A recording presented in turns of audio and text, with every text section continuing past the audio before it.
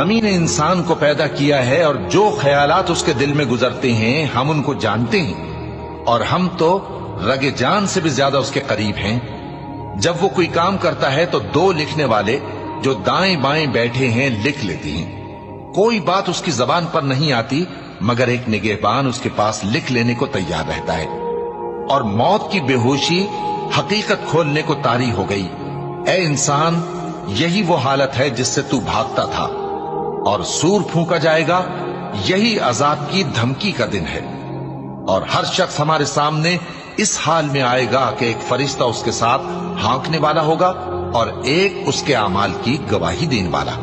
یہ وہ دن ہے کہ اس سے تو غافل ہو رہا تھا، اب ہم نے تجھ پر سے پردہ اٹھا دیا تو آج تیری نگاہ تیز ہے۔ اور اس کا ہم نشیں فرشتہ کہے گا کہ یہ اعمال نامہ میرے پاس تیار ہے۔ حکم ہوگا کہ ہر سرکش